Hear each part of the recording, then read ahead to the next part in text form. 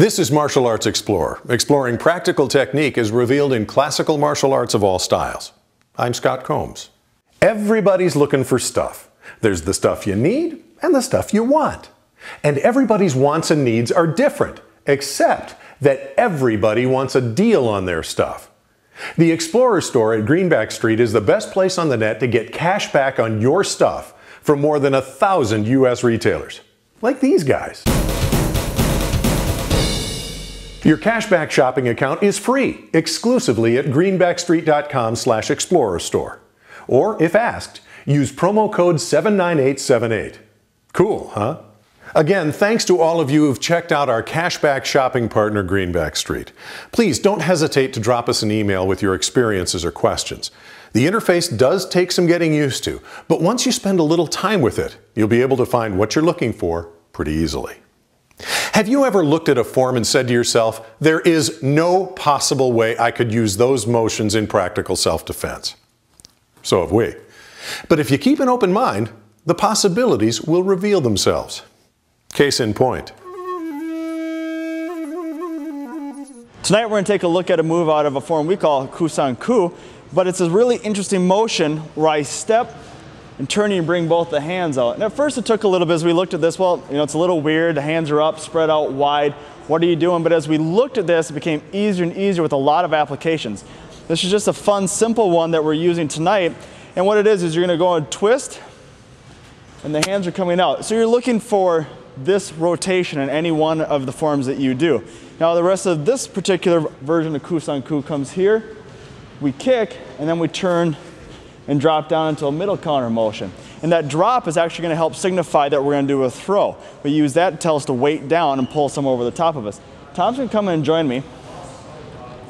We're going to work this off of initial reach tonight. So as this hand comes in, we'll work this slap parry. Now if you don't know slap parry or rush pass, hand pass, whatever you want to call this motion, one hand comes across, the other one circles under and allows you to grab, and it works real nicely. That wrist opens up and your hand naturally sits right here, or you can just smack both of them off. In this case, I want to go ahead and grab.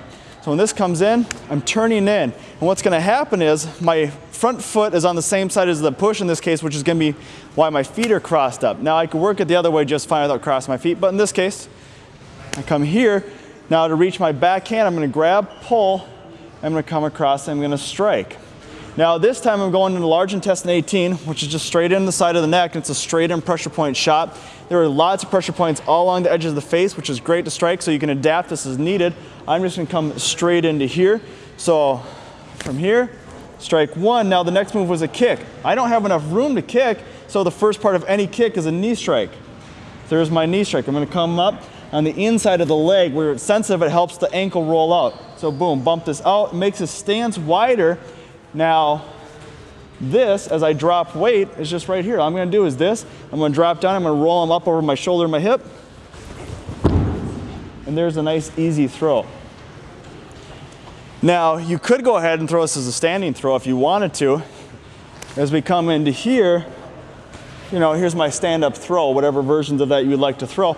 But a lot of times it's easy, you're not going to do as much damage to somebody if you have to be careful what's around you. I can simply drop weight, start to even slide backwards to the legs, and I can roll him off of my shoulder or my hip, or even just trip him. And as he rolls down, it gives me plenty of space to escape, get up, throw a counterattack if needed, and then clear that danger space. So one more time, this reaches in, I make my motion, I come off to the side, bang, there's my bump, all right, loosens him up. Here's grab. Now I can slip this back in, and it just rolls him right over the top. All right, thanks, Tom. We're gonna get everybody together, let them give it a try. All right, guys, we're gonna take a look at Kusan-ku, which I know you guys haven't done yet, and that's okay. These are actually pretty simple moves, and it's just a lot of fun way to entry. If we're working with John, we're working this lead hand technique. So he's setting up, he's pushing, he's reaching to grab, whatever the case is, he's coming in with his front hand. Now I'm gonna start my slap parry, and I push across, now I reach in and I grab here. My other hand, tip it upside down and do your knife hand strike. Now I'm coming just the neck, but you got collarbone, you got the side of the jaw.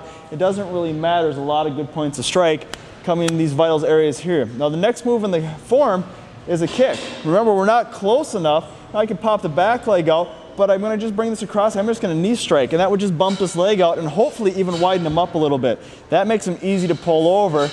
turn and drop in, hook everything. All I'm gonna do is bend straight down.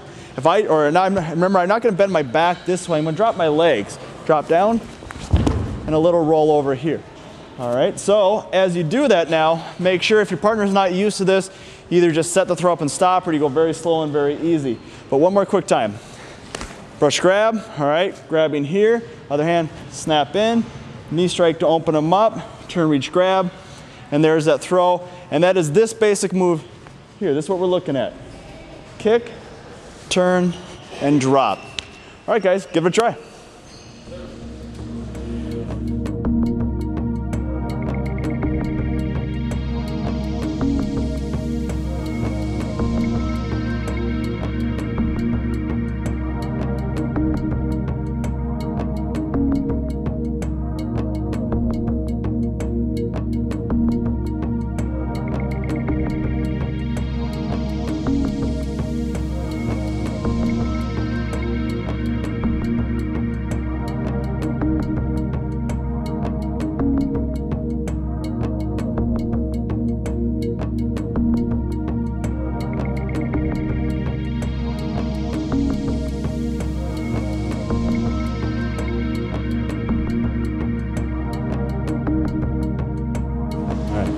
Turn this hand upside down and twist across your body here. Right? So you're turning your back hip forward. So if it's the other hand coming in here, and then I'm coming this way. Think you were coming in on the same side here.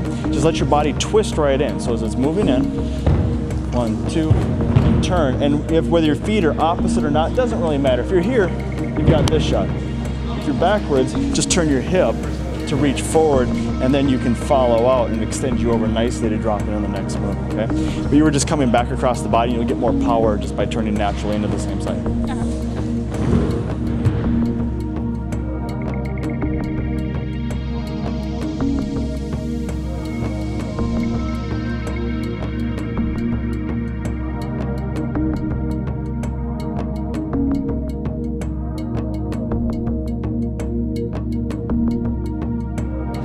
All right, guys, good work on a move you guys haven't seen before. And as you noticed, it's a good one to start if you haven't done a lot of throws, because by dropping body weight, it just makes it very nice.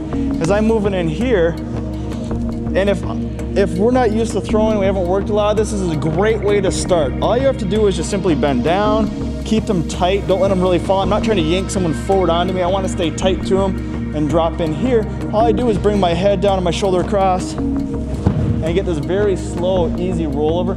Great when you're starting out, a nice way to learn how to start into your throws. Thanks for joining us. We're gonna head back to Scott.